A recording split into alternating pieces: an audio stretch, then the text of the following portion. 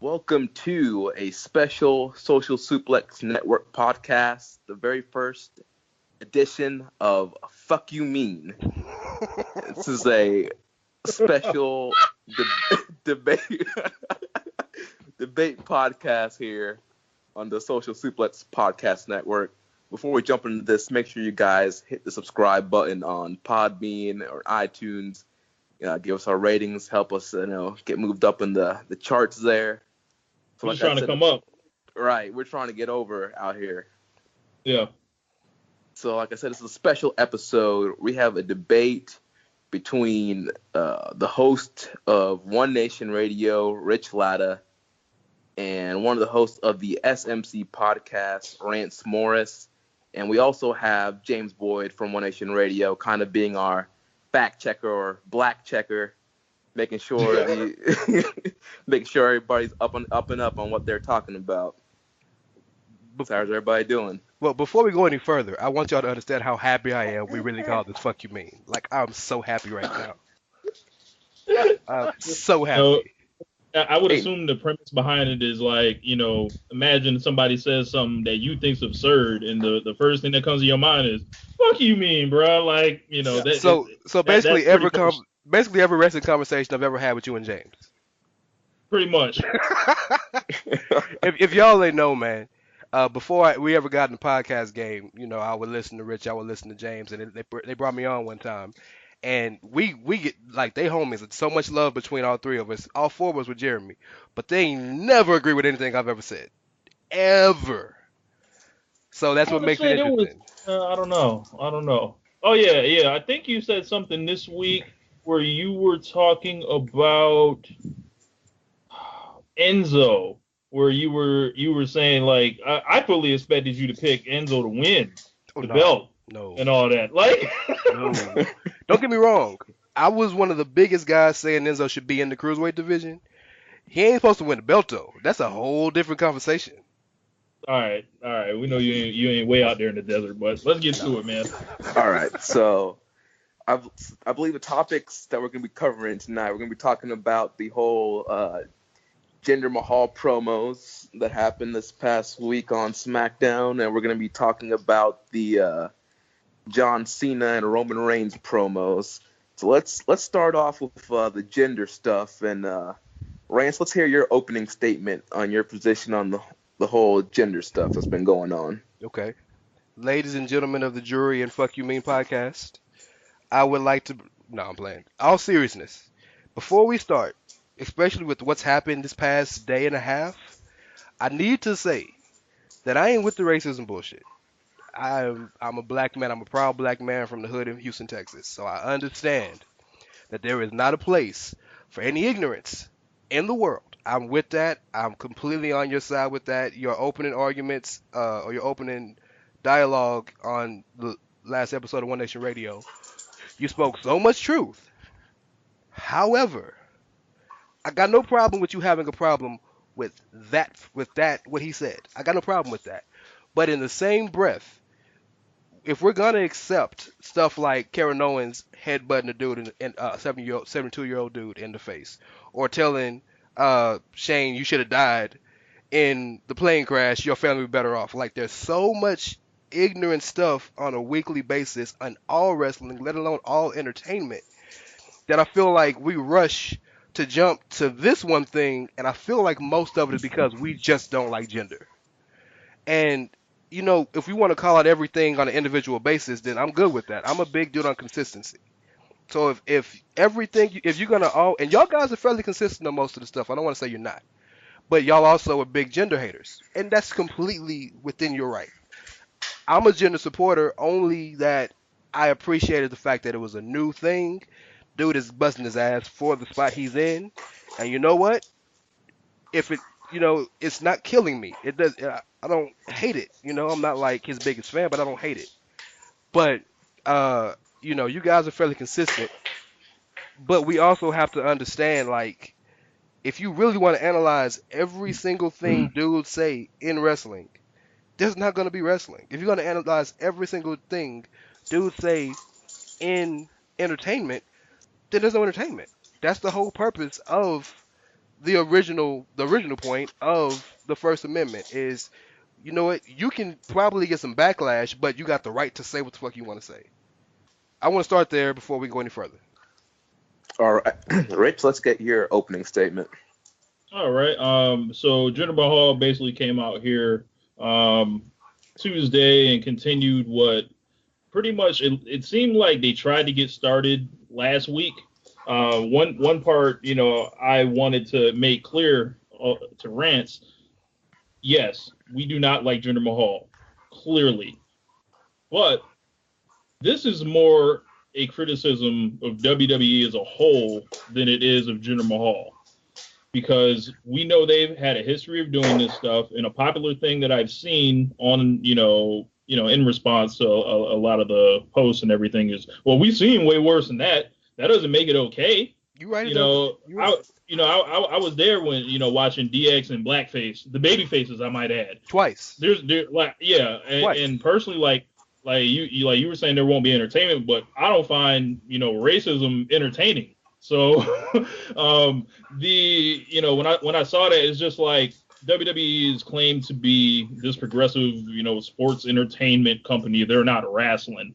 This was the closest thing I've seen to 1980s wrestling, like in Mid-South, like, I could have pictured that happening to like the Great Kabuki or something. Like, and, with all the diverse backgrounds of all the people that are in WWE, I would think WWE would like to challenge themselves, and me being, a fan that demands them to pump out new creative stuff, I'm wondering why they're stuck recycling the racism bullshit with a dude that you have in Nakamura who is so special, what did he do to earn this?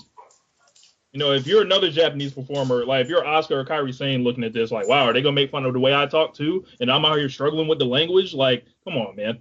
But I can leave it there. Okay. All right.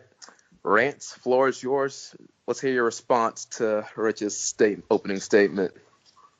So, you said one thing that really, really resonated with me, and that it's not entertaining to you. And I respect that, but everything in wrestling isn't always supposed to be entertaining. It's a story. I liken it to, I don't know if you guys watched The Walking Dead. The season when they were at the prison, there were a lot of really slow episodes, right? But the point of those slow episodes was to build up the little small nuances and the little things that made those last 2, 3, 4 episodes so great. It can't be action, action, action, action, action all the time. There has to be some nuance and some context and some story. So when you have, at least from my standpoint, I can't speak for anybody else. When you have a heel in wrestling, especially as you've pointed out, a heel in the classic vein, the old 1980s wrestling classic vein like Jinder is, sometimes you can't expect a heel to always do something you're going to want to see or like. Now, there are limits, there are levels. I'm with that, and I don't support what he said or the whole point of the promo. I don't. However, the desired reaction that they want is what you're giving. It's not like you're gonna automatically say, I'm not gonna watch no more. Because if you're gonna say that, then yeah, they messed up. You're gonna watch No Mercy tonight or tomorrow. You're gonna watch Raw Monday, SmackDown Tuesday. But your hatred for Jinder and your love for Shinsuke have both grown exponentially. So while it wasn't the right path to get there, they're getting where they want to get. Because I guarantee you know how much more the crowd, especially the people who don't even believe Jinder should be in his spot, are going to push that much harder to want to see Shinsuke win at Hell in a Cell, or if they have a rematch at Survivor Series, or whenever they wrestle. Now the want for this dude to lose the title is so much stronger than it already was, and it was already at a fever pitch. So, when you say entertaining, like, I feel like because we're in this era of wrestling where we know so much and we can talk to these guys and kind of, feel like, we're a part of the business as much as they are, which we're really not. We much more than we used to be. But, we have to remember that every heel ain't supposed to be likable. Every heel ain't supposed to be cool. Every heel ain't supposed to do stuff that make us talk about tomorrow and say, "Man, that was cool. Did you see that?" No, they really supposed to piss you off sometimes. All right, let's throw the floor over to Rich now. Rich, let's hear your response to Rance's little statement there. I don't think it was WWE's goal for national media to be slamming them, as being behind the times. And, you got Washington Post, picking this stuff up and the crowd chanting, "That's too far." I think James made a great point on the show last week. Like, this crowd, WWE fans, they know him for saying, ridiculous fuck shit to people all the time. And if they were like, "Yo, that's too far," they hit on something. But at the same time, that crowd is normally largely down with the racism that Jinder/WWE, the people who are scripting his promos line for line, they are down with the rhetoric that he's conveying there. So it's really strange. We know we know Nakamura can't defend himself on the microphone, and when it comes to the fact of, you say, he's a heel, it's just, to me, that's just a cop-out, man. It really is. The heat is on the company, and it's been on the company, and something we'll get to later, pretty much WWE's cast themselves in the role of the heel, back, I want to say, around the 2015 Royal Rumble. Where they decided, you know what, we're about to start doing this shit our way. And, these words are coming directly from them, and it's real problematic. These guys that are in these roles, it's real hard for me to take them serious because, A, we know they're not writing this stuff. And B, it's directly backstage. There's a control freak back there running everything. And then when that stuff comes from them, I just can't rock with it. All right, Rance. So it's no secret creative is pretty bad. It's no secret. We know that. It's no secret that the writers don't capture the voices of the people that they're writing for. More often than not. You got your few that have some leeway, like Bray Wyatt sounds like that. That's really him. Dean Ambrose sounds like that. You got your people that have kind of traversed through that gray area. But for the most part, we know that they writing and they really don't sound like the person that they're writing for. We know that. So all that, we know that. We know Jinder didn't sit back in the back and write that promo. We know that.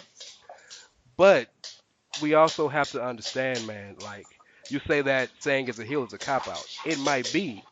But the whole point of wrestling, dog, was for a dude to say some real fuck shit, to say some real offensive stuff, to get the crowd so. I mean, JBL was goose stepping, and Problematic. Very much so, and he got in trouble for it. But I'm saying that was.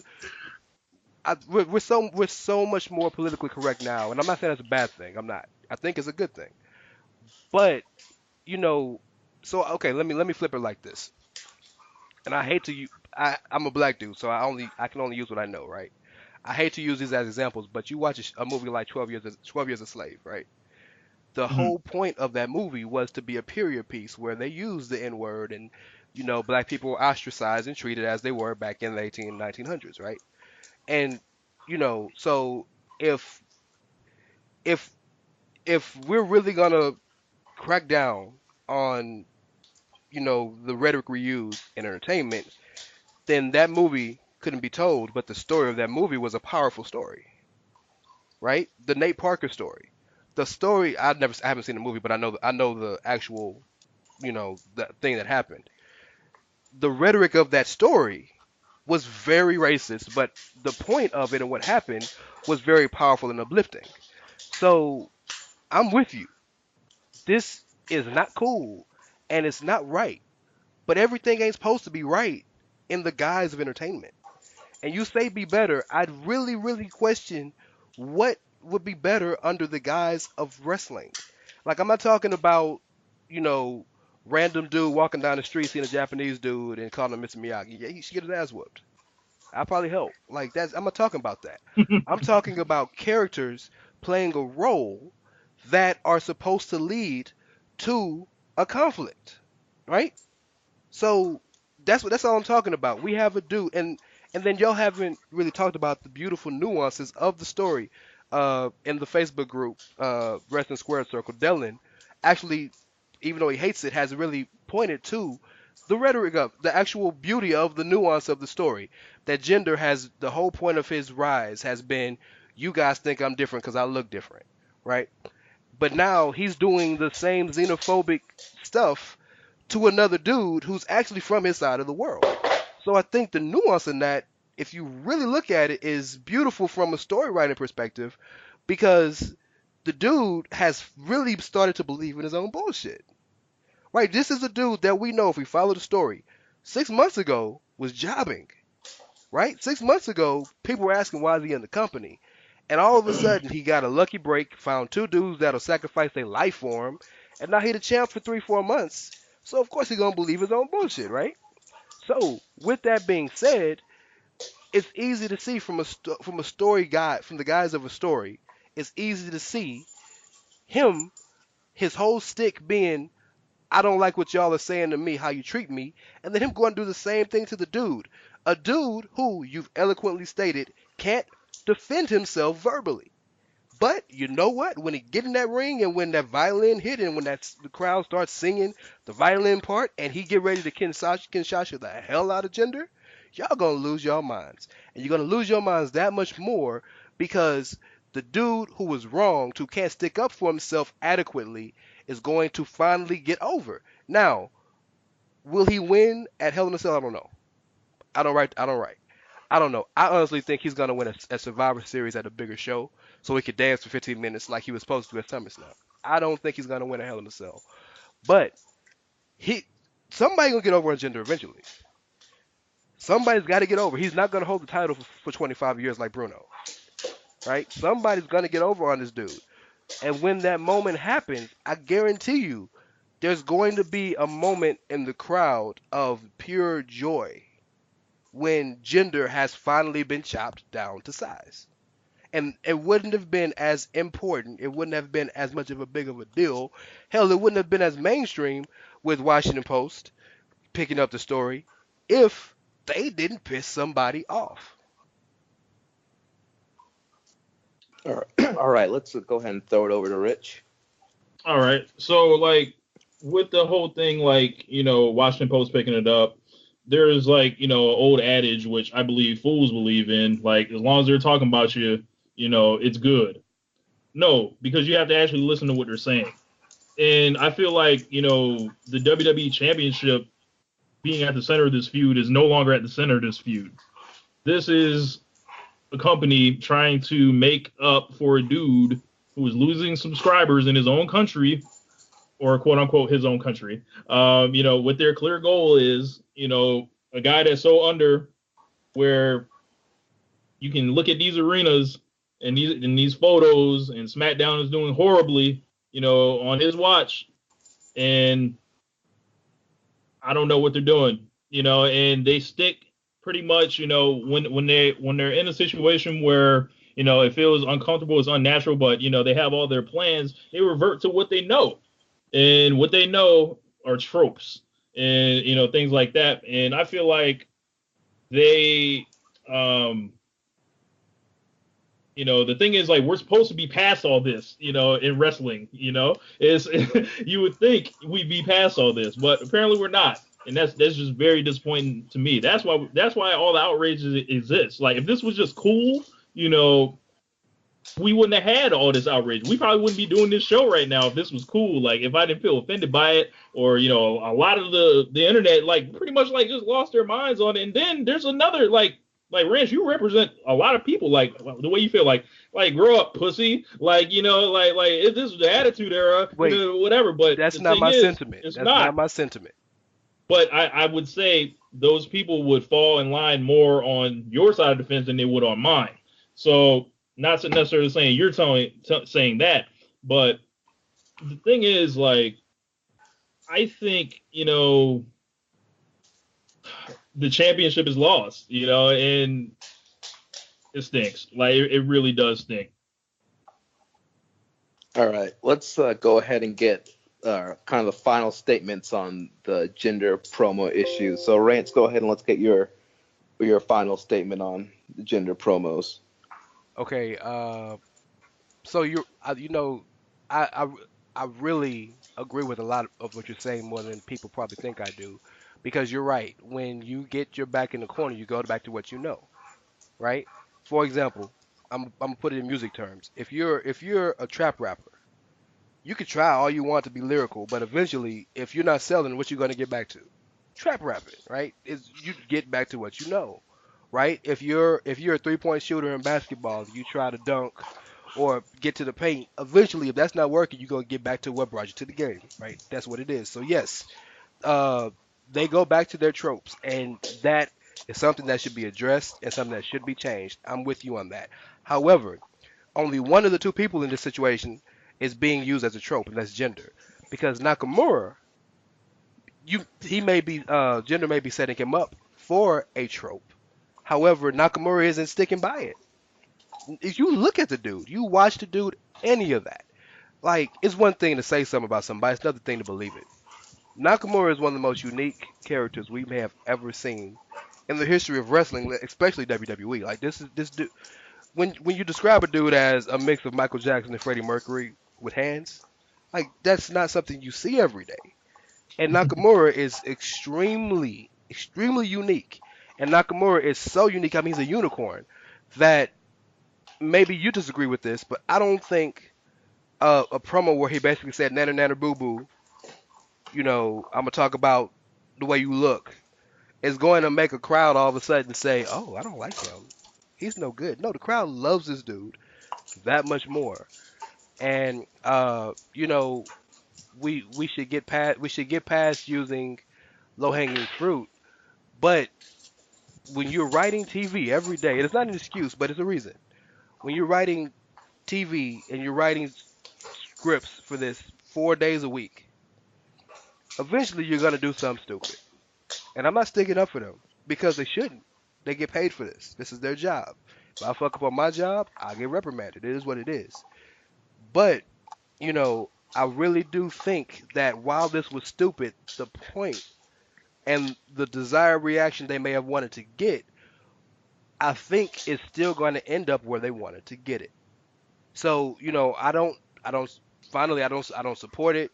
I don't like what he said. I think things should be different, but Shinsuke's way too powerful to let, I mean, this isn't Mickey James where Mickey was on the way out anyway, and there was nothing that the crowd could do because the crowd didn't care about Mickey at that point. They felt bad for her, but they didn't care about her. The crowd loved Shinsuke.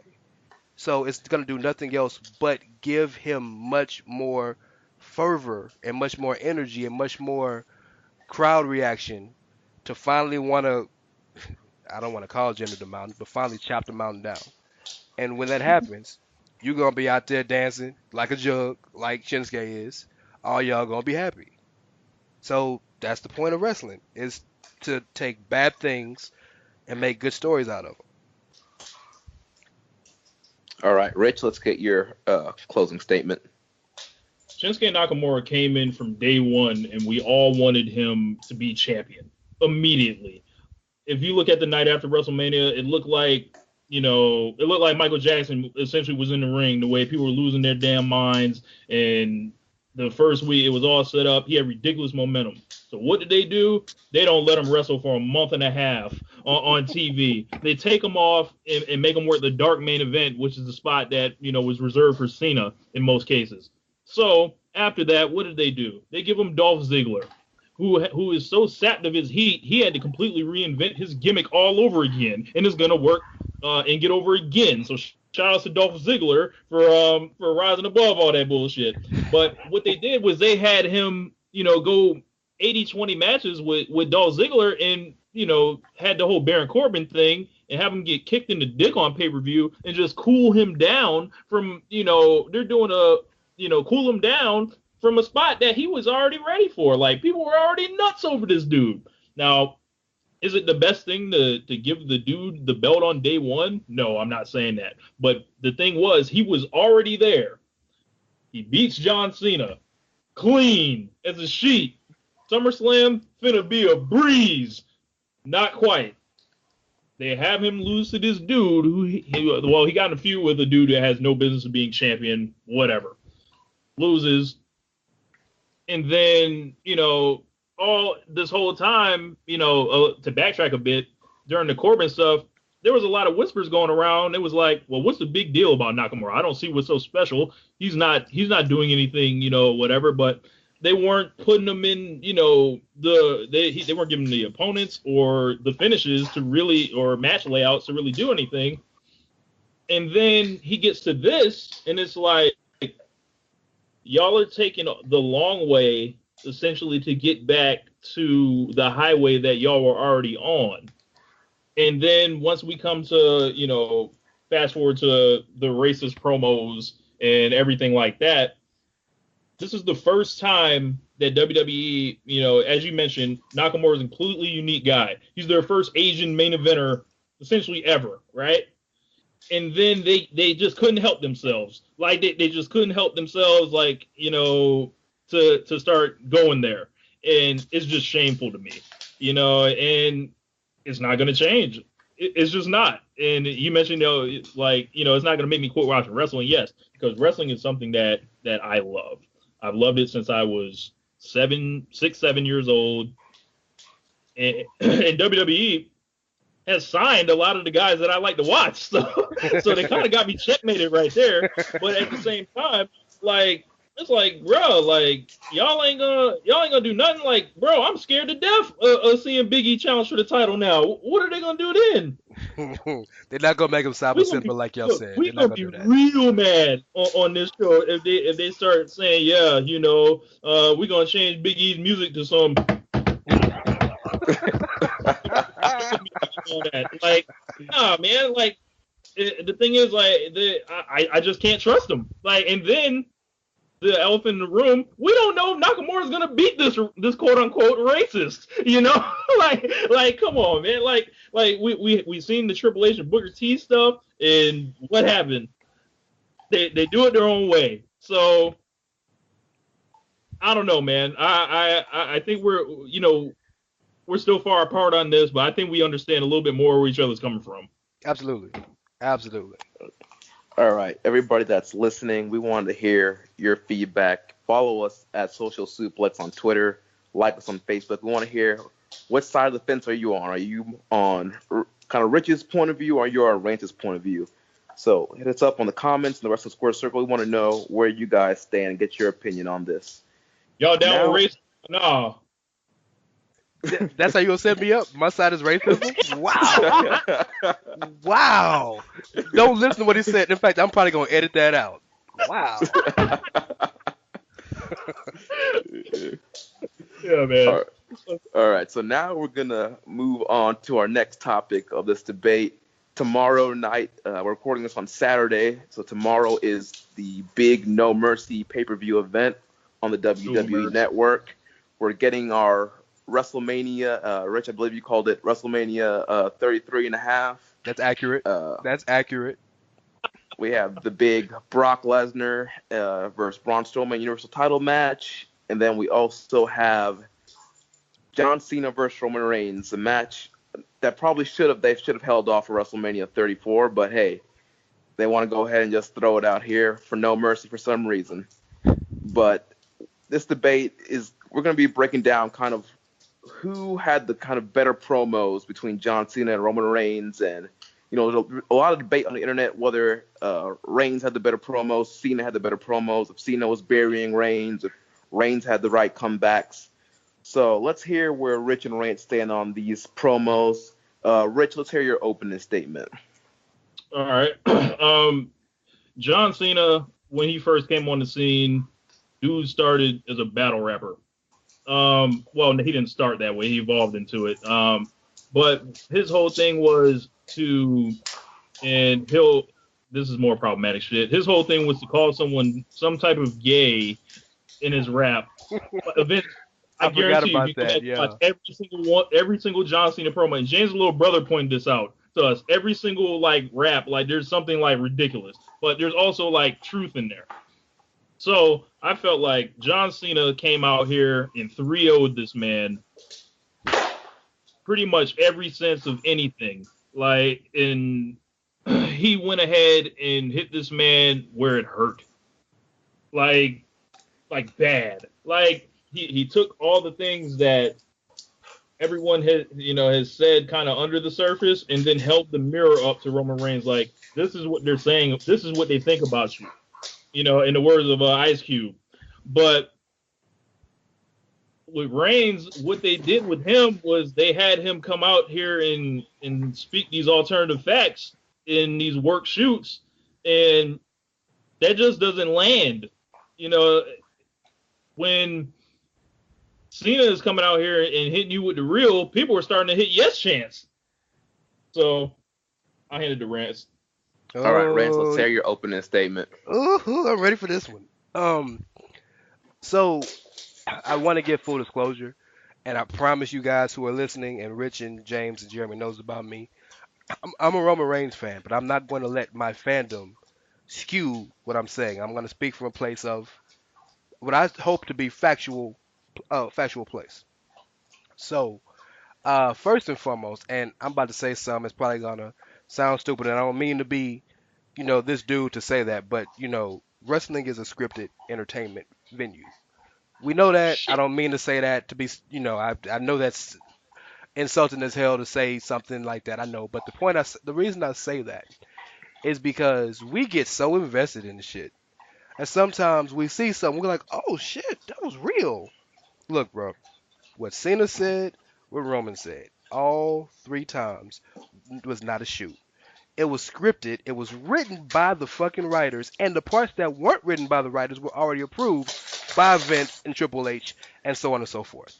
So when you say stuff like, Roman came up with alternative facts and it wasn't hidden, he could say what he wants, true or factual or fake, in a promo on a scripted show.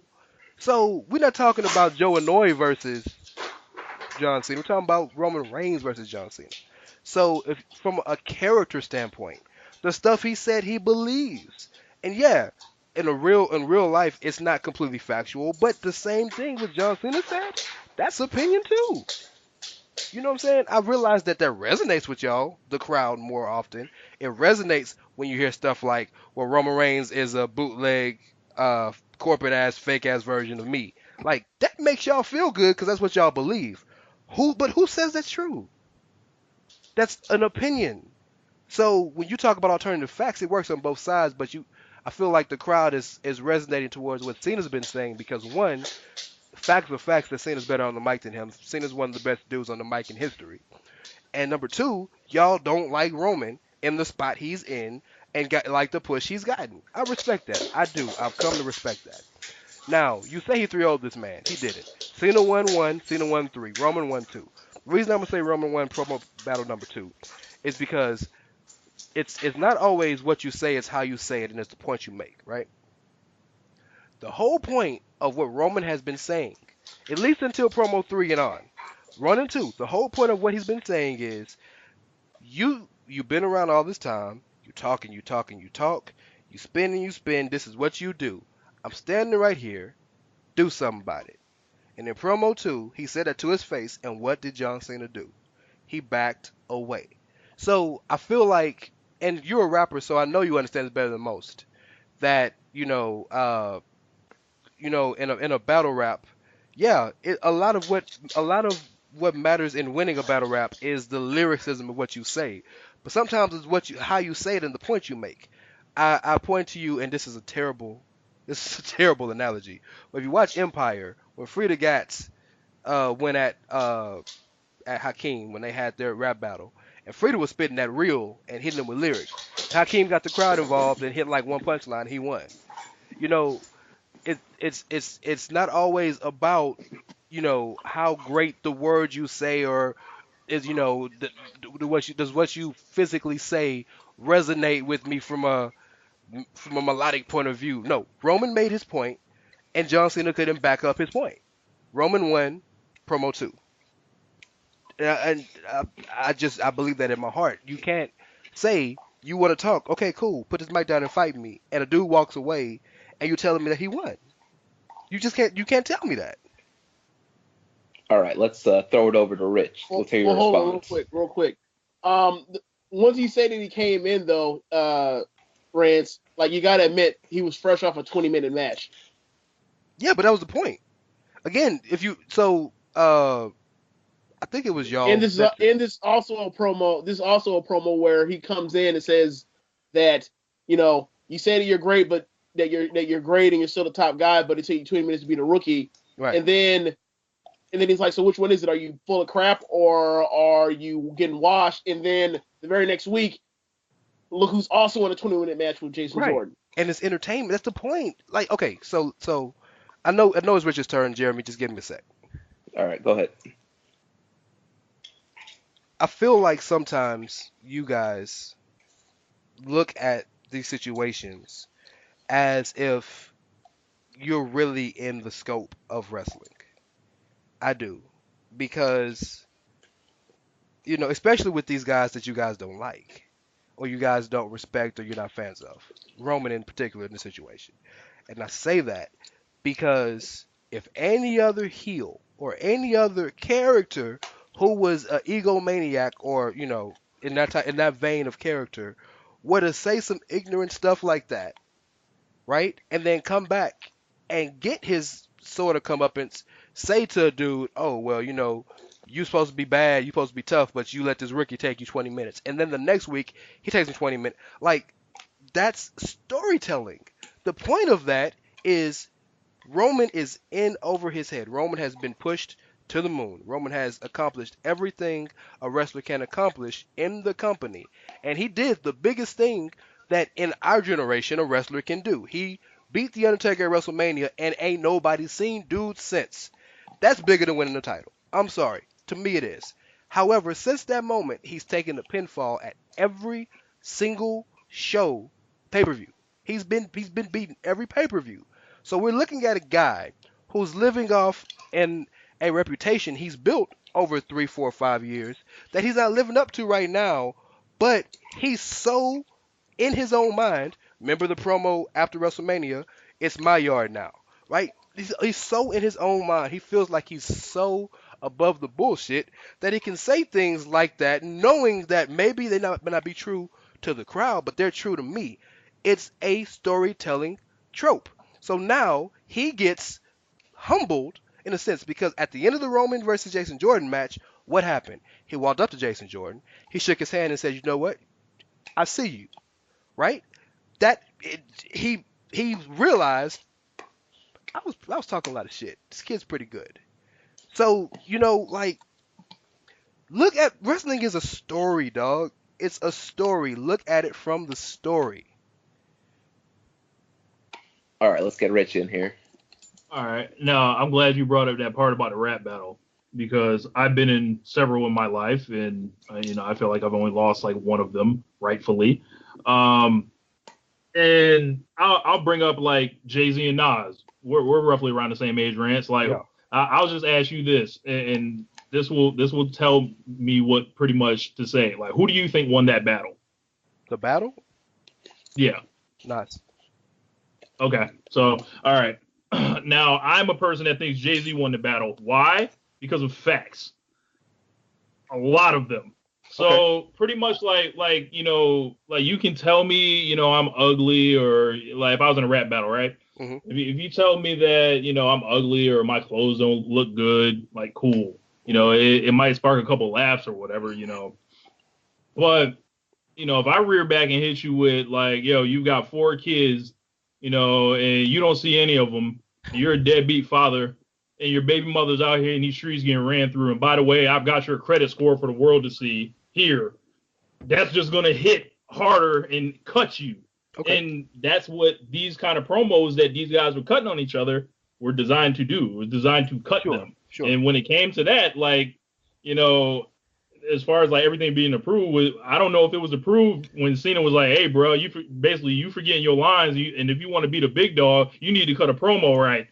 I don't think that was You're right. That's the one part that off the top. And you notice it fired up Roman for the record, but that was the one part that was completely off the top. You're right. Like, pretty much, when, and I'll tell you, like, just a couple of examples or whatever. Like of the truth like really hitting people. Like it always means the truth weighs a lot more than lies. They just do. And you know, it's like you also said it's like it's not what you say, it is how you, or it's not what you said, it's not what you say, it's how you say it. It's not always what you say, it's how you say it and the point you make with what you say. But I will say, like, when what you're saying is bullshit, it doesn't quite, go when he says, "Hey, I've had, more good matches than you in the last 2 years than you've had in your career." That's clearly bullshit. Yeah, but come on, Rich. It's not It's real. bullshit. But it's not real. But it's bullshit. But Okay. it is real. Right, but okay. I don't want to interrupt you, man. I really want you to finish your point. I don't want to interrupt. Yeah. So when the Undertaker told Triple H, "Hey, your best friend Shawn Michaels, he couldn't beat me, and by the way, he's better than you," that stuck to Triple H. Yeah. And that stuck with all the fans who always thought, "Hey, man, Shawn's always been the A guy. Triple H is a young boy. No matter how many world titles Triple H won, Young or whatever." Triple H. and then look, I got another one for you. When Triple H told CM Punk, like, "Hey, I'm gonna whoop your skinny fat ass," like that, like just ethered him, killed him, like, because look at the guy, like it's a fact, like like, and then also like back to the point where about the corporately created bootleg, that's been the rap on him from day one. You can look at how the crowd reacts to him. It's the same thing. Like, yo, we want the kids and the women to cheer for Roman Reigns, and if he's getting booed by the adult males, fine. And they're not going to turn him. It's the same deal. Like, that's always been the whole thing. So when he says that, and Cena being the first guy to really be able to bring it to Reigns like that, because look at all these Roman Reigns feuds, bro. And I'll evoke James on this one. Me and James are Roman Reigns fans. I have been a Roman Reigns fan from day one. James? Yeah, that's factually correct. So the thing is, I would look at Roman Reigns like, yo, come on, man. Come on, man. And then he would do this. Sorry, Rich.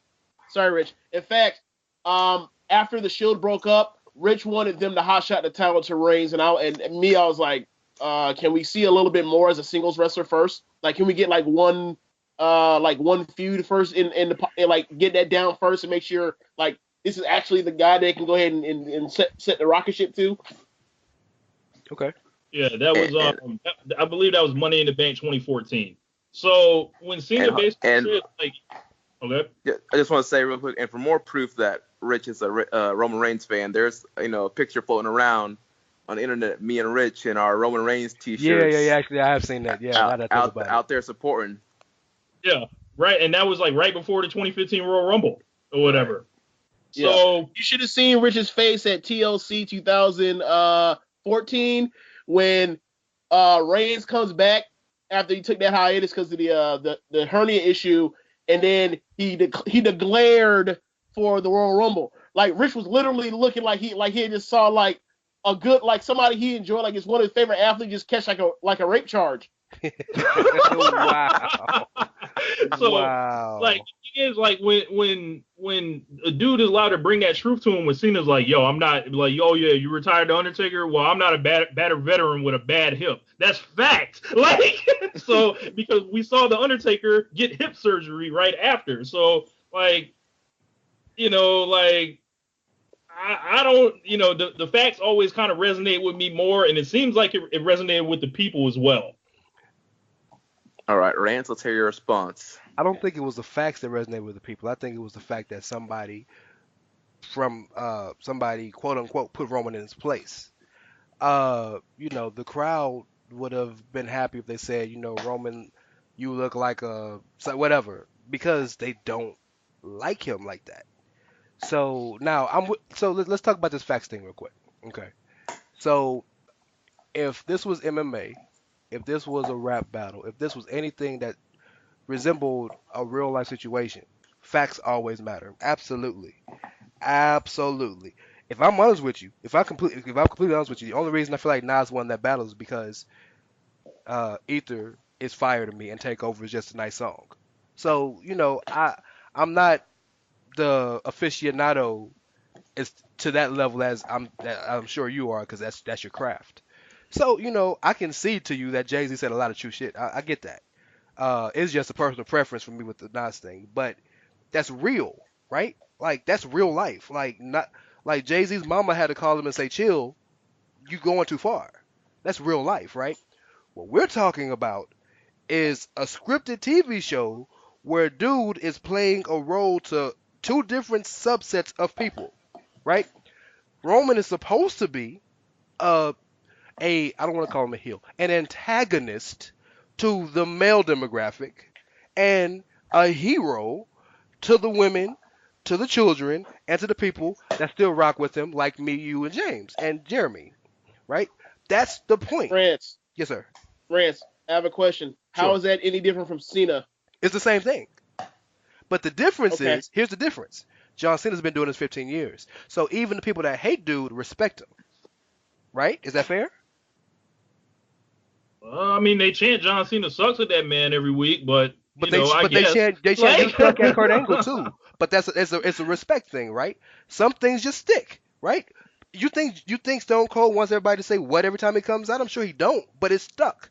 It's admiration from the crowd. If the crowd gives you a response every week, for years it becomes an admiration type deal. Kurt Angle comes out and does the orchestra with "You Suck" because he knows for the rest of my life they're gonna chant that to me, but I know they respect me.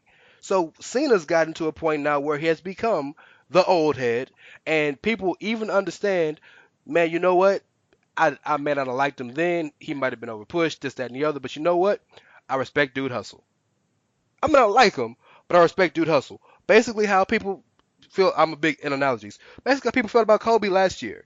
A bunch of people hated Kobe, but they respected what he did. That's where Cena is. Roman been in the game 5 years. Roman been in the game 5 years and got everything that people that been wrestled for 2025 ain't never got. So there's a disdain for Roman. So they may be in the same field in the same subset, but there's a tremendous difference because of that understanding with the crowd, right? So, while Cena is playing to two different audiences as well, he's saying things, factual or not, that resonate to everybody, right? Everybody can kind of feel like, oh, well, Roman, yeah, you are kind of overpushed. Everybody can kind of feel like, well, Roman, you had some good matches, but you really ain't got the resume John Cena got, right? Now, what Roman is saying is, while it might be not completely factual in a scripted environment, is building fire for the fan base he already has because they mad that the people aren't trying to rock with him and not listen to nothing he's saying, and he's continuing to make the other crowd who already doesn't like him hate him that much more. And you know what this is leading to, right? I guarantee you, I will bet y'all money, no mercy, when they come out, when they start, they're gonna stand in the middle of that ring and they're gonna pull the Hulk Hogan Rock or Rock Cena and do the look, both sides, while the crowd is chanting crazy shit. That's what they want to do. They want the crowd to be they want things to be so incendiary. They want the crowd to be so hot, whether it's because they hate a dude, they like a dude, or they just don't like what someone said or not. They want the crowd to get to that point where the crowd is going to give a legendary moment. Now, will it be Toronto at 18? Probably not. But I guarantee you, it's going to be a moment. It's going to be a moment. So facts matter. I'm not going to sit here and tell you they don't. They absolutely do matter. But this is wrestling. This is wrestling. This is a situation in which a dude, the Undertaker, tried to crucify his boss's daughter, and then ended up working for the dude as the higher power 6 months later. It's wrestling, dog. They can do really what they want. And if it That's makes Rusev. That's Russo. That is. I was just gonna say that. Well, hey, I gotta be respectful to Russo because we just did a Russo podcast and I'm trying to get him on the show, so I gotta be respectful. But and you're right, I get that. But I'm just saying that wrestling has always been a situation in which the impossible becomes possible, right? And the ridiculous becomes normal. So Roman out here saying things that, while they may not be 100% factual, he believes them in his mind as a character. He really does. All the shit he, all the shit he got, all those years for Roman can't wrestle, right? And we all have come to understand and agree, especially people who aren't biased, that Roman is a good in-ring hand. So Roman, in his mind, as a character, of course he thinks he the shit in the ring, right? So of course he's gonna say some bullshit like, "Well, I'm better than you've ever been." Yeah, we know that might not be factual, but he believes that. Revenue, whether you like it, agree with it or not, factually, revenue is higher than it's ever been 3 years in a row. So Roman, while we can look and see a 12,000 seat arena only got 6,000 people in it, Roman gonna say, "Well, I sell more tickets than you." It's just it's shit talking. It's yo mama so fat, right? That's all it is. But you sitting there expecting dude to say your mama's so fat, she has a body mass index of 35.2, and she has high cholesterol. That's not gonna get nothing. All right, James, did you have anything? Yeah, I got another round, but all right, good, James. Oh, we good, baby. Okay. We as long as y'all want, we good. Yeah, like the fact checker thing. Like for me, the thing for me is like, okay, they're both baby faces that play heel to a certain section or a certain large demographic or majority demographic of the audience. So, like, for them to both be in this situation together, and when they both first are in the ring together with the mics in their hands, and both crowds yell, "You both suck." And then for one guy to end where he is, where one guy is more or less getting the quote unquote baby, is like being positioned as babyface, the other one is, and that guy is the oldest guy, like the guy that's about to like literally leave as soon as his feud is over with. I just find it weird, and then for them to like also like couch it by having Roman come out there and say, you know, ticket sales are high, revenues through the roof. Like, look, man, I understand that he has to play heel to some people, but like, can you like at least like cut out the line about tickets at a half-empty stadium? Fuck's sake. Man, why would you do that? Because we watch it on TV, we don't see it's empty. But here's the thing, right? So he says that, and Cena makes a face and looks around at the crowd, and then you all of a sudden all you got to do is like look around, and then like wherever else you go, you can see pictures of it.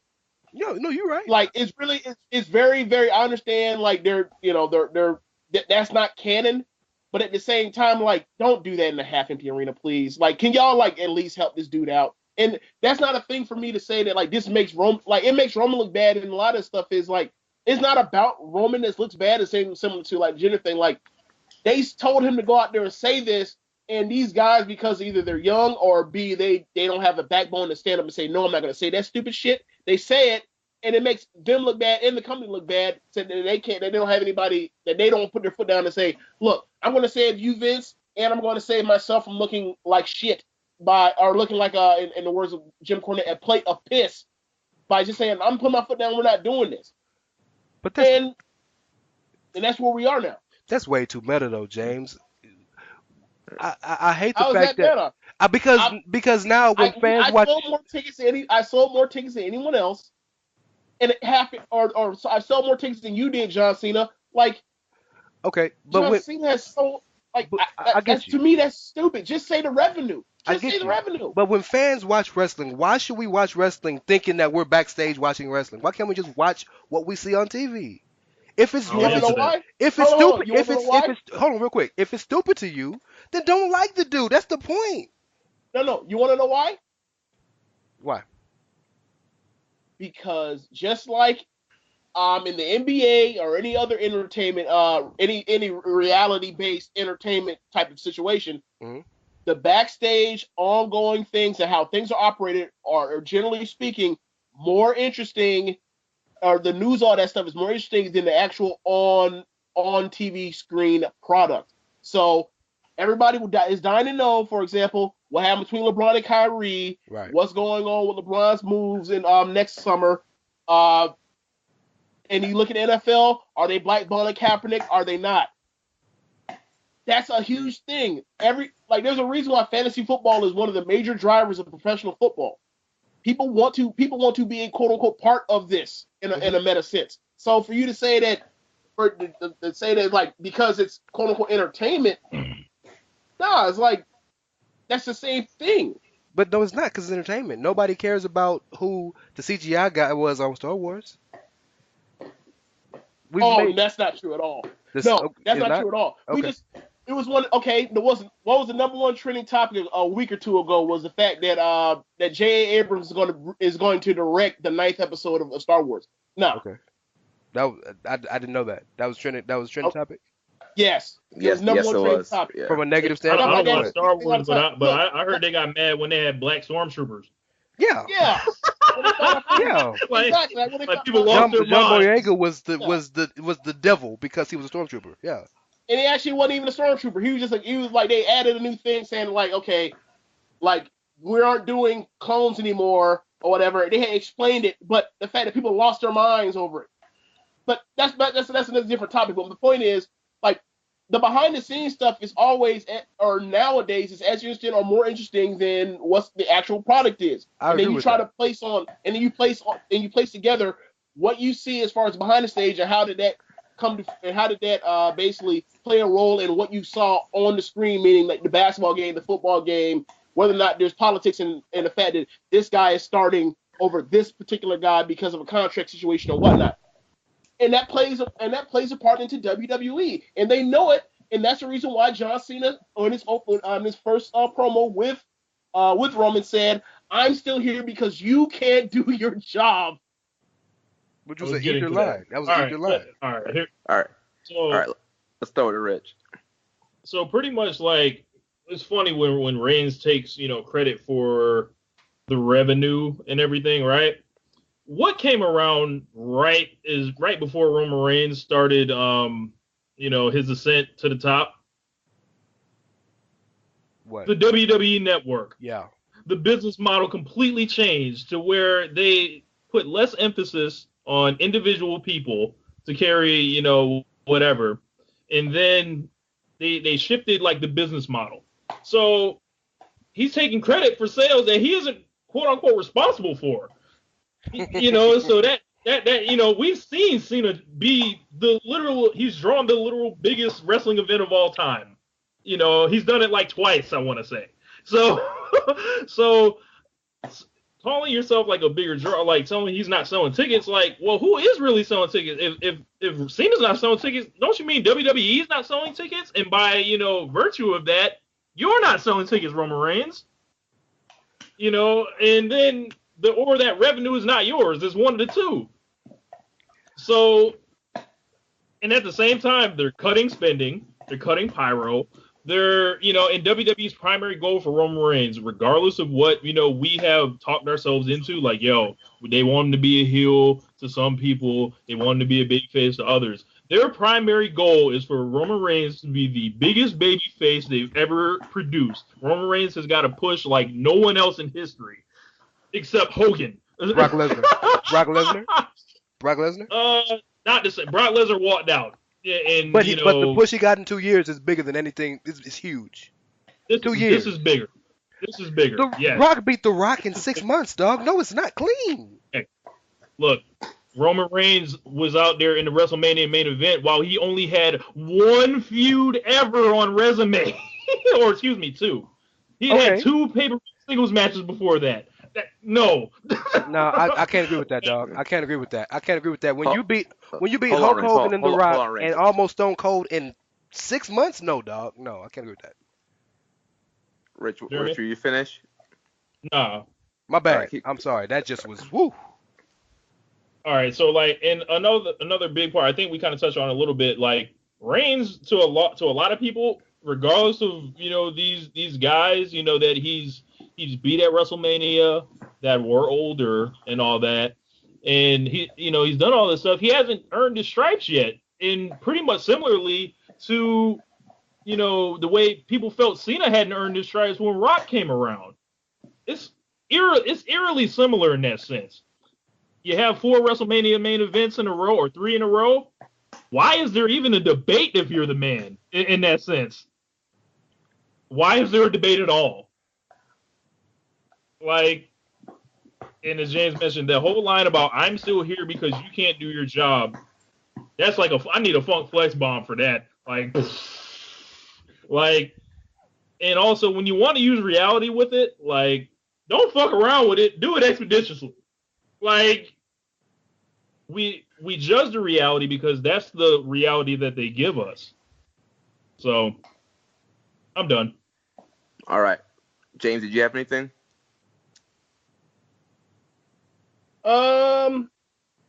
Like one thing I will say, Rich, as far as you saying that they've wanted him to be the top baby face or whatever. I don't know as much as the way they are now with them saying about how they love the shades of gray and they want to center things on personality. So, like they, I think it's a mistake, but they do, turn people heel and face, and they're still relatively about the same character. Like Charlotte has been a heel, has been a face, a heel, and back to a face again, and she still says that she's genetically superior and peacocks all around the place. So I think the thing is they want not necessarily be the number one babyface, but the number one star is definitely what their goal is with Roman. Even if like they so happen to do the quote unquote right thing and make Braun Strowman the champion, at least for the time being, until they decide to take the belt off him and get on with their plans for WrestleMania 34. Like their plan ultimately is to still try to position Roman Reigns as highly and as a top full-time draw ultimately. All right, let's start with Rance. I agree with all that. Everything you said, James. 100% agree with that. They're not trying to make him the number one babyface. They're trying to make him the number one star in wrestling. That's what it is. And I feel like we as a fan base still believe these reports that we read 2-3 years ago that they want him to be the number one babyface, and we believe that. That's another conversation in itself. But so we're talking about a company in which the owner wrestled a pay-per-view match against God. We're talking about a company in which an undead zombie who killed his family and his brother had his brother come back, who was horrifically scarred in the face, and have multiple matches, and then all of a sudden become best friends again. We're talking about a company that has a backwoods cult leader who can come in and out of the ring at will and brings people to his compound and throws refrigerators on people who all of a sudden beat him to the arena. We're talking about a company in a sport that has no rhyme or reason to the things that happen. So when people want to accept the ridiculousness of wrestling and then want to come and be analytical of one particular point or part of the show, just don't sit right with me. Because I'm a big dude on consistency. So if you really gonna analyze the show, analyze the show. Don't analyze the one part that you want to analyze just because that took particular notice to you. And there's so many promos on these shows where people say ridiculous things, right? The Miz has said some ridiculous stuff. Enzo says nothing but ridiculous stuff, right? That's the promo game. You say something and your point is to get a reaction, right? But yet we never ever Enzo notwithstanding, because everybody criticized that dude, but we never really go in depth of criticizing on a regular basis all these other promos with all this ridiculous stuff, not on a regular basis, but we're gonna sit here and go full in on Roman Reigns because he said something that isn't 100% factual, because all of a sudden 90% of the show is scripted, is entertainment, is fun, is just something that happened, and then that 10% all of a sudden became real, right? I can't rock with that then on the same breath, you're going to look at what Cena said, and because you agree with it, it's true. I can't rock with that. Now, I'm not saying that there are not hints of truth in either person. I'm not saying that. There are hints of truth in what John Cena said. I'm with that. But I just can't get with people wanting to all of a sudden criticize Roman for saying something under the guise of the story and under the guise of his character, in which we wouldn't criticize if Miz said it, or Kevin Owens said it, or AJ said it, or any of that. We wouldn't criticize them. We haven't criticized them. You know what? In fact, if I remember correctly, the only two guys I've ever, as long as as much as I can remember, and as long as I've been in the Facebook group, that I've really ever seen y'all criticize about what they say is Enzo or Bray, and that's because all they do is talk. They don't back up anything they say. All they do is talk. I give y'all that, but just like be consistent, dog. Like, I'm not saying. We know Roman ain't great on the mic. That's something that we know. That's something that he has owned up to. So I can understand if you don't rock with what he said or what he's saying because he's not great like Cena is. I'm with that. I can understand that. But the criticism of what he's saying because it's quote unquote not true, which then takes away from what he says to you, I can't get with that. I don't understand that. There's something in my brain that doesn't process that correctly. All right, James, you have anything? Wrap it up. Oh, I was gonna say a little bit more, but I'm kind of surprised that Rance said to me saying that like the first time me and Rance ever interacted was me like saying that like Triple H's like last feud made no damn sense because of his promos. You talking about the one with Rollins? Yeah. Like he said, I got sick and tired of you because you started listening to the fans when he was a heel at the time and he screwed him, and that was the first argument. That's the first time you ever interacted. You're talking about like you had said that all of the WrestleMania feuds for the most part made sense, and I like wrote a list of like all the bullshit, and then me and you went back and forth and back and forth and back and forth, back and forth, back and forth. Forgive me, I don't remember that. Forgive me, I don't remember. Okay, well. So that's why I'm kind of sitting here like, wait, what? Like, I ain't the one that I'm not the one that like only picks on Bray Wyatt and Enzo. Like, if you say bullshit, I say it's bullshit. Like, AJ could have said, I'm the reason why. Like when he said, when he cut the promo on Shane after he had basically went chasing after the title through hoops, and he had decided to beat up Shane later that night. He had cut a promo.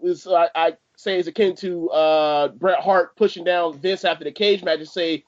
Bullshit frustrated isn't a word for it. But he said, I'm the reason why I'm the reason why you guys are here. I'm the reason why you're busting the seats. And he was a heel at the time saying this. And even as a heel, he said that as opposed to revenue sky high, or I'm selling out all the shows. So for me, like that's why like I like when people say garbage, I call it out. So like you can look through any thread you want whenever someone cuts a promo, because not 9 times 10, but like most of the time you'll see me be like, wait, what? So I mean, maybe I don't know if you're talking about Rich or if you're more or less framing this debate towards most people. But like I feel like me and Rich ain't the ones that you can throw that at. When I talk in generalities. If I'm gonna say y'all, I'm definitely gonna say y'all. But when I talk in generalities. Right. Yeah. Y'all again, I say I'm big on consistency. I've listened to y'all for a while. We've been cool for a while. Y'all are fairly consistent. I mean, if you don't believe your consistency, listen to the lyrics of the One Nation Radio intro. If you're putting out trash, if you're putting out trash, we're gonna rip you to bits. Like that's literally it. That's the gimmick. So I respect that. It's just, I'm arguing the argument, not necessarily the arguer. Okay, that's fair. Rich, do you have another round, or do you want to close the statement? I just wanted to like wrap it up. Like the last thing to say, like to Rance's point, like we were saying, we focus in on one part of the show, but bro, like all parts of the show are not the same. They don't get the same amount of time. They don't get the same amount of creative energy. They don't, the performers' gimmicks typically aren't, if you're looking at like a lot of the main eventers, I won't say all, but the large percent since like we've been watching wrestling, right? like they've got me as a new generation era. So it was like Bret Hart, Shawn Michaels, Austin, until you get to like, Cena, Triple H. These guys are largely CM Punk, or I already said Cena. Daniel These Bryan. guys Daniel Bryan. These guys feel like extensions of themselves, and they live in like a reality kind of, sense. But then, like you mentioned, the other guys like Bray Wyatt, Kane, The Undertaker, hell, even like Alberto Del Rio, their characters are the height of unreality. So when those two, like Roman Reigns, I put him in that other. I don't put him in that unreality, like the Alberto Del Rio, where you clearly know, like he's not a millionaire, like he's not the Mexican $1 million man. Like it's like, yo, when you reside on that side, we got to judge you with the real. Like you're not Bray Wyatt spouting a cult leader, like doing all those gimmicks. You're not Duke the Dumpsters Rossi. You're not the Goon, like you are Roman Reigns, like a dude they want to make money. Like all parts of the show are not the same. These are the guys that they want to be the big stars.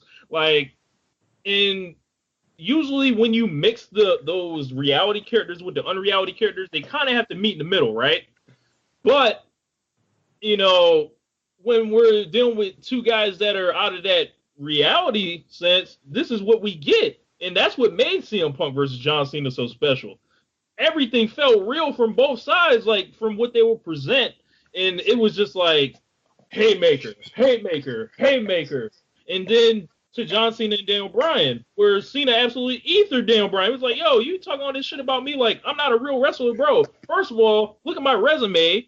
Just because I'm not out here in high school gyms, like I've been doing this shit from New York to Tokyo. Like I'm the man. Like it works. Like the reality, like you got to make sure your promos adhere to some, like they can't be bullshit, or else people gonna be like, hey, your diamond's fake.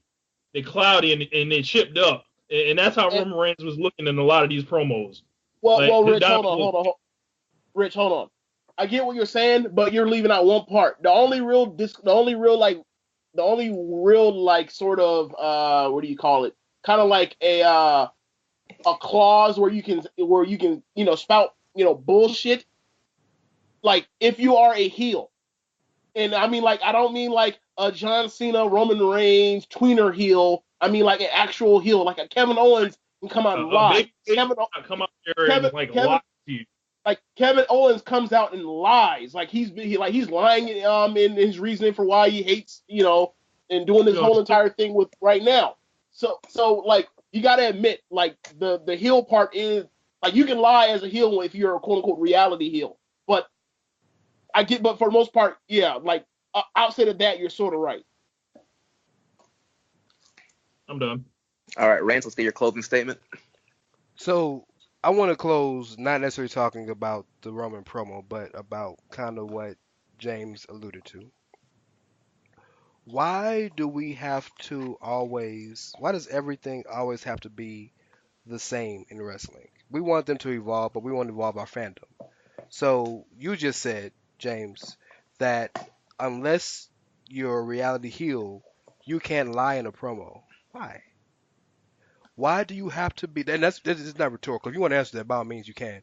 But why do you have to? Because you want to answer?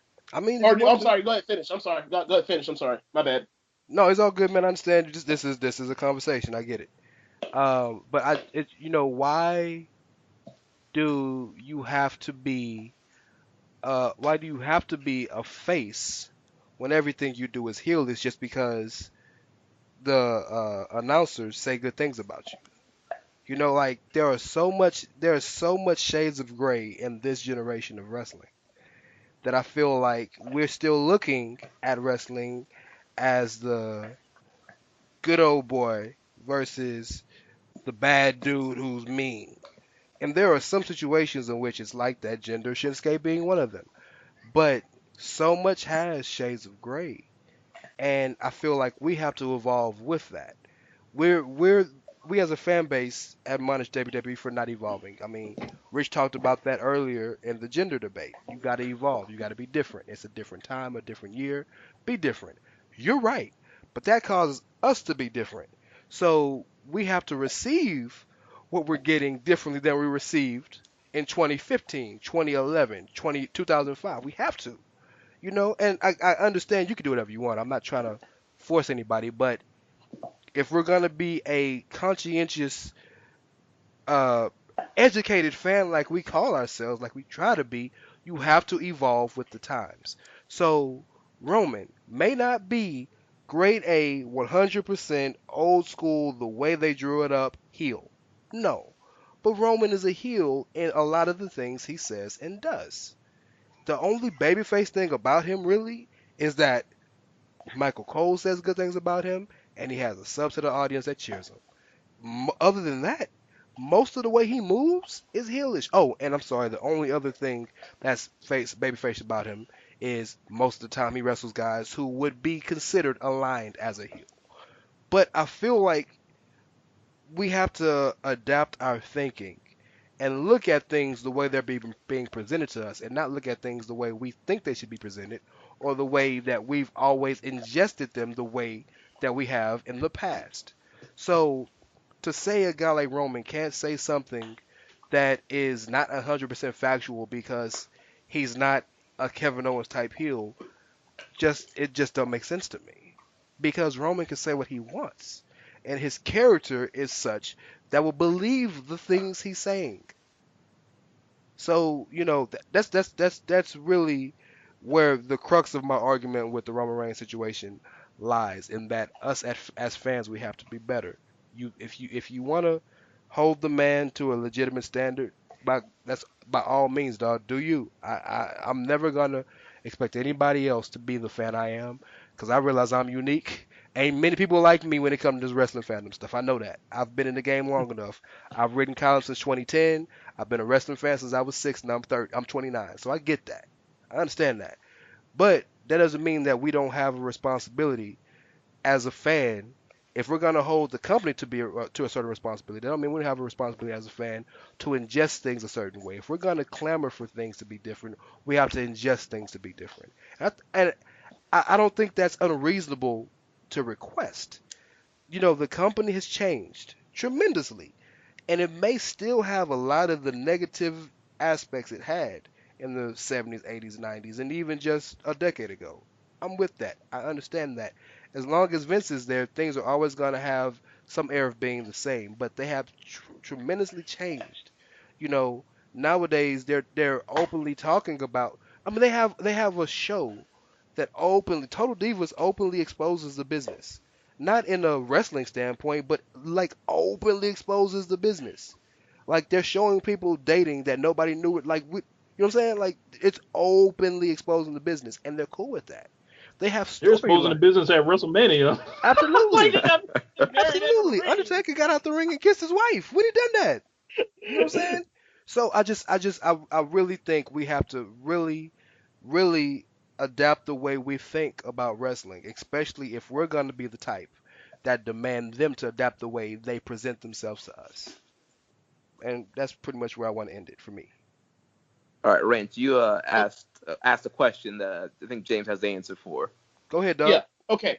So WWE, as they love to build themselves, they are sports entertainment. They're not pro wrestling. They are sports entertainment. So the sports part is the action, the competition, and the wins and losses adding up to achieving whatever you want to achieve, whether it be beating somebody up because they stole your I don't know. Ring they stole jacket. Your king of the, they stole your ring jacket, or they cut it to shreds, or you guys are both vying for against each other because you guys are fighting for a title or something that we're fighting over, right?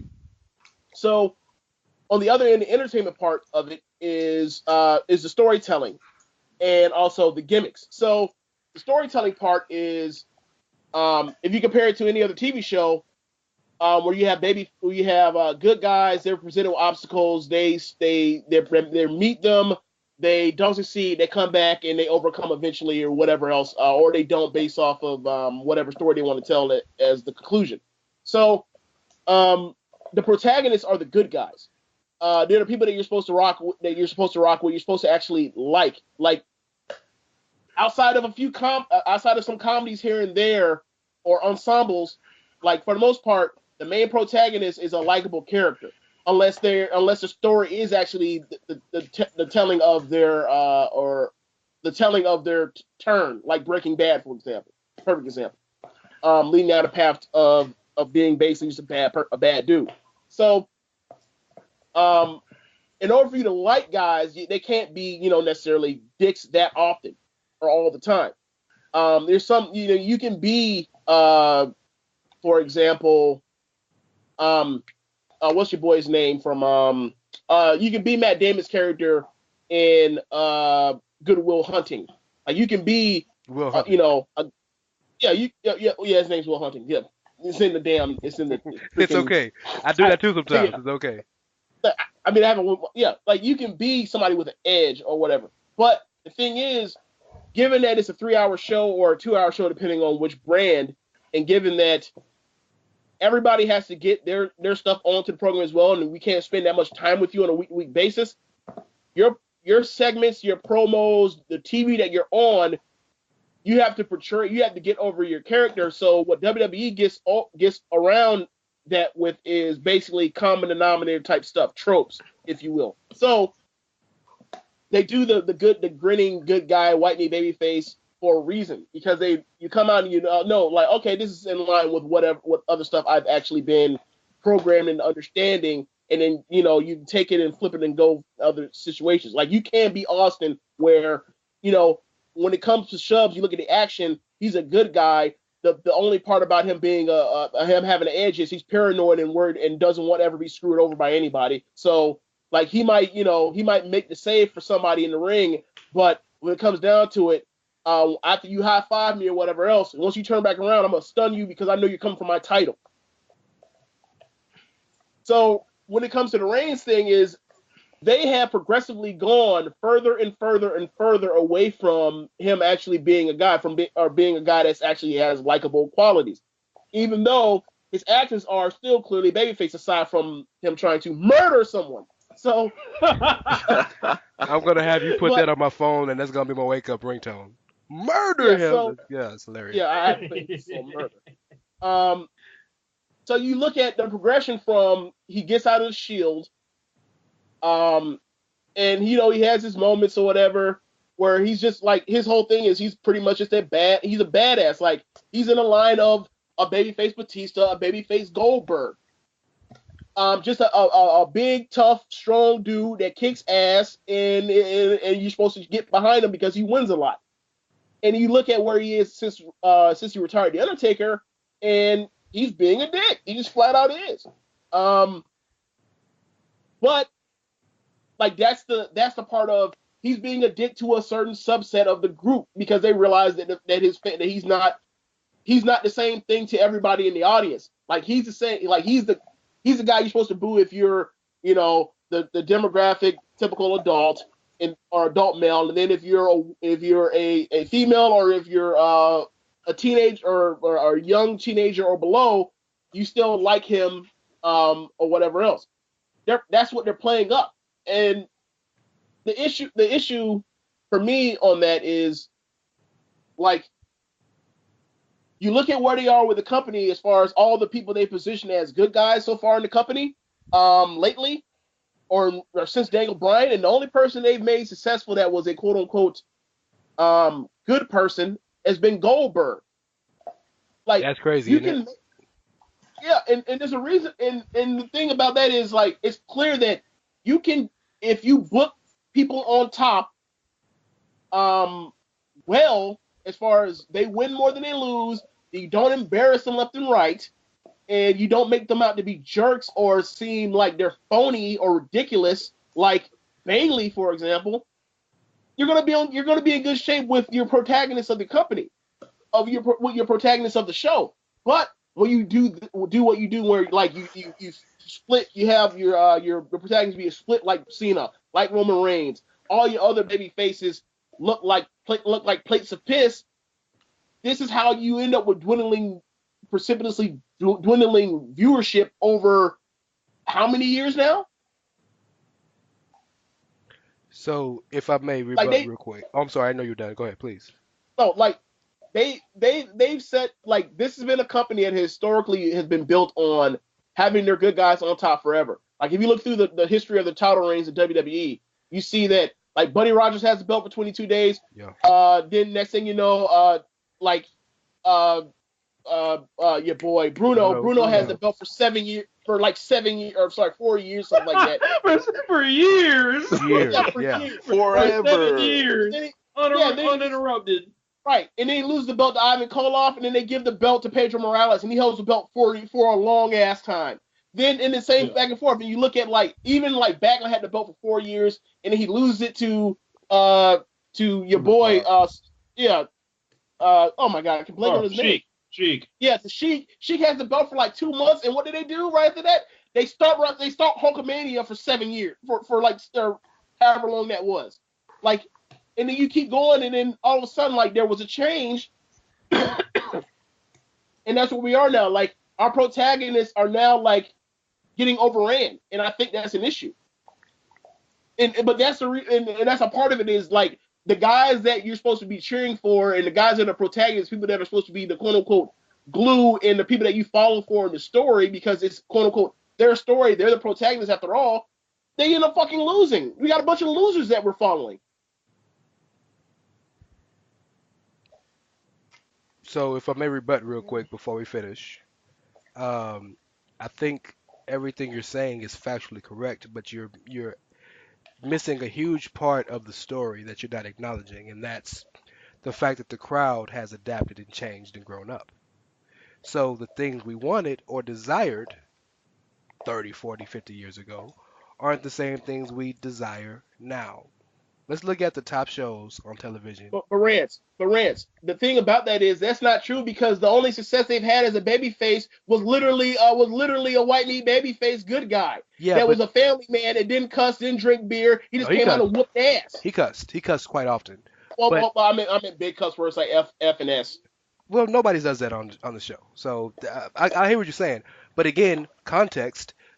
A big part of the reason Goldberg was so over was because a lot of the crowd remembered who he was back then, and they brought him back the way he was. They didn't bring him back the WWE-like guy who had to talk and do some extra. No, they brought him back as the dude from WCW. You come in, okay. You know what I'm saying? So if he was a new dude, if that's the case, then let's go back to the last good huge babyface they had, Daniel Bryan. Okay. Was he a Nostalgia Act? No, but Daniel Bryan took 6-7 years to build up that groundswell. Did he not? He was with the company in 2010. Okay, and when did he get the big push? 2014, 2015? Summer 2013, he started getting hotter than the sun. He built up to that over a span of 3 years. Okay. Yeah. Was it 2010? I feel like he was there earlier than that. But he came up 2010. Okay. Yeah, well, 2010. But I'm saying, but it wasn't just Goldberg came in, and the second he got back, he was over. Daniel Bryan built up to that. In fact, Daniel Bryan got over. He was always liked, but I mean, got over as a heel, right? When the Yes Chance got over, he was still. He got over. Period. Okay, that's fine. But again, you're not getting any context. So what I'm trying to say is, you're right. What you're saying ain't wrong, but you're just not acknowledging the fact that the crowd has changed. So the crowd don't always want the same things that they wanted in 1965. They don't want Bruno right now. I'm not saying that either. My point is, the ultimate issue is they don't know how to build a baby face. And if you look at the pipeline and see the baby faces that they could possibly be built like Daniel Bryan over the next 3 years, where like in 3 years we can build this guy. Either they did stuff like hot shot guys, like gave Roman Reigns way too much, way too soon, or they make guys look like assholes like Bayley or Sami Zayn. So let me put it to you like this. Or Finn Balor after Finn Balor got hurt. So Daniel Bryan was probably the most over baby face they've had. That was a full-time roster member, the last one, right? Is that fair? Yeah. Okay. Now he might not be a babyface in the traditional terms, but right now Braun Strowman is getting amazing cheers and amazing crowd support. Right? He's not doing anything similar to Daniel Bryan. In fact, everything he does is heelish. He attacks people. He's mean. He tries to hurt people. He goes But either. you know why he's over, right? But why does context matter in Because that? he beat But context doesn't matter in other hold on. situations. He's over because he beat the piss out of a baby face that the crowd does not like. And I acknowledge that. I don't want you to think I'm not. I acknowledge that. But you're acknowledging. And another part about it is with Brock Lesnar is at that point where he's a superstar, so there is no heel or baby face to him. He's just Brock Lesnar. But Roman Reigns isn't just Roman Reigns. Not at that level, no. I cannot agree with that. Okay, well think about it like this, right? Explain to me how that Joe and Lesnar thing went. It was based off the fact that you had two personalities in there, and the personalities they actually transcended the heel face dynamic in that situation because Braun is such a star, and the crowd and the feud was so hot. No, Joe was still the heel in the very easily the heel. Joe jumped him from every chance he got. Joe was clearly the heel in the story. The whole story was every time I see you, I'm gonna jump you on sight. That was the point of the story. In fact, when they had the match, Joe jumped him before the match started to get a jump on him. That's the story of the match. That's not babyface-ish. That's not transcending babyface heel. That's okay. So here's another thing, right? So here's another example, right? When Roman and Daniel Bryan got their feud on, right? Their face versus face feud. Mm-hmm. If you were to say who was the antagonist out of that between those two, it was Daniel Bryan in the ring. Absolutely. It was Daniel Bryan in the ring. So does that mean Daniel Bryan was a heel? Okay. When Hulk Hogan and Shawn Michaels had their one feud, and Shawn Michaels had to go heel against Hogan. But the second Hogan beat him, he shook his hand and said, "I had to know," and went back to being the same Shawn Michaels we knew. What's the difference between that and that? You changed according to the story. You know what the difference is? He dressed up as the Hulkster and went on Larry King Live and walked up there in a freaking It wasn't really Larry King, but yeah. You get my point. Like he walked up there and did a spoof on the dude. Okay. Daniel Bryan didn't do a spoof on him. Samoa Joe, his whole situation, he came out there. Yes, he was a heel, or he still is a quote unquote heel. My point is, for that feud in particular, they centered that on the feud and Brock Lesnar being potentially in peril. He didn't quote unquote beat him. He survived him, like how Joe said when they set up the 4-way for SummerSlam. You're right, but I don't understand why you don't think that's heel or babyface. I see that as he jumped down on him and then he ran up on him on the Go Home show, if I remember correctly. When they were in separate parts of the arena, he ran up on him and said, "Let's do it right now." He never backed down from Roman like a coward. From Brock. But that's one time. The other times he jumped him every time. Any chance I get because I want to put hands on you. Okay, but that's still heelish. If you a babyface, the way we've been taught, you'll go to the ring and call him out and say, "Come fight me in the ring." That's what a babyface is supposed to do, right? Am I wrong? I don't know. Because, we just saw a dude. One of the arguments me and you got onto on One Nation Radio not too long ago on One Nation Live was about the whole Strowman and Roman thing at the end of Great Balls of Fire. That dude lost. He's the reason why he lost. He comes out. He sucker spears Strowman. He throws him in there and he tries to murder him. So I feel like we're going in circles because I think we are. Let's move on. The point you're trying to make is that there is a way to build a baby face, and they're not good at that. And I agree with you. I'm saying there is only one particular way. My point is the show is dependent on your baby faces for the crowd for the show to work, and they have failed at making their baby faces either A, likable, or B, not be geeks. And I agree with that, but the difference is you're not acknowledging that the crowd is different, and the crowd will cheer for who they want to cheer for, whether or not they're babyface or not. That's a big part of the story of wrestling. Okay, everything's down. Every rating is down in all of entertainment except for Game of Thrones. That's a fact. Go look it up. That's a fact. That is not true. It's not true? Yeah. That It's is not true as far as that being the only show. No. Okay. All right. Well, my point is, you look at those popular shows. There are protagonists in that show, whether it be the A protagonist or the B or the C, and they are somewhat likable, whether it be Insecure or Atlanta or what have you. That's the case. ain't nobody likable and Insecure, bro. They all got they all got their issues. Hold on. Here's the thing.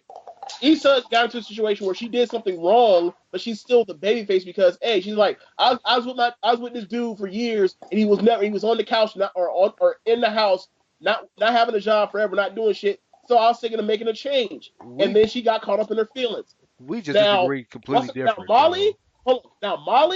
Molly is absolutely she's absolutely exhausting as a personality and someone that like I ache for because like ultimately all she wants is love, and everywhere she's met at with a lot of the issues that sisters run into these days, especially professional sisters. Yeah. Now, like, and then especially when you saw like the opening episode when she's with when she's with her coworker, her friend, the Asian girl, and like she's with I think the dude's Jamal. She's dating a black dude, and she's like, yeah, they always marry ones that aren't sisters. They always quick to marry, but when it's us, they don't marry us. Like, and you see all the stuff she's going through trying to find love. Like that is her situation. Like that is her quote unquote goal, their conquest she overcomes. Now, is she exhausting? Absolutely, but that's what she is. Like, that's not too much different from when they were trying to book Sami Zayn as being a geek around Seth Rollins and Roman Reigns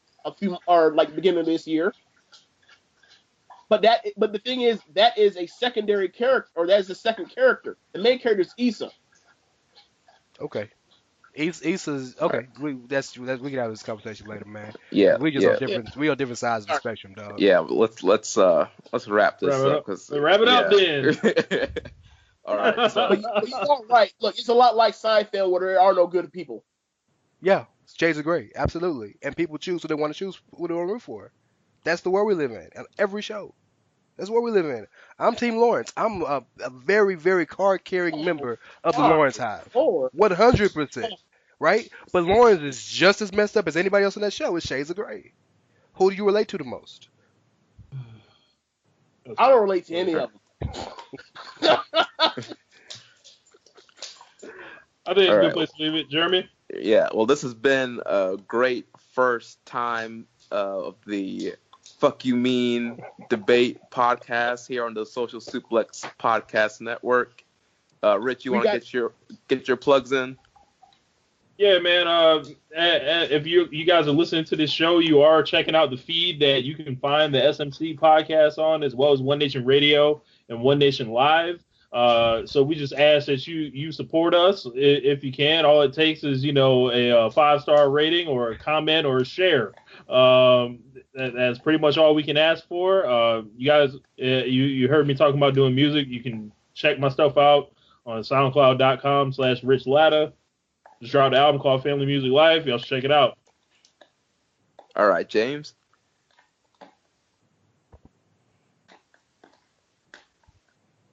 James, you alive? He probably has his mic on mute. I had you on mute. Sorry. Yeah. You can catch me on Twitter at JamesBoyd87. And I guess I will be continuing my my new career as the worst fact checker in the history of the business. So there you go. You did a great job, bro. You did a great job. All right, Rance. Holla at your boy at It's Rey Ca, REY as in Mysterio, CASH as in dollars. Follow our podcast at the SMC Podcast. Follow One Nation Radio at One Nation Radio. Follow the home site, Social Suplex, at Social Suplex. It was a pleasure, guys. We argue, we fight, but at the end of the day, it's all love. Y'all know y'all my brothers. Yeah, man. So I can't wait till we do this again one day. Yeah, it's going to be great. And everybody, you can follow me on Twitter at Jeremy L. Donovan. You can join all of us at the Wrestling Squared Circle Facebook group. We also have a lot of debates going on there. We have threads for every show. We have our Shoot Saturday that we do every Saturday. You come out here and just throw what's on your mind. So, and like I said, follow us at Social Suplex. Check out everything that's coming up on socialsuplex.com and the Social Suplex Podcast Network. and we'll catch you guys tomorrow for One Nation Live. Actually, it might not be tomorrow. I got actually got to talk to you about that after, but we will get a show in before No Mercy. It might just be a little bit later in the day. Alrighty. All right, well, so stay tuned to the podcast network to catch all the shows. Peace.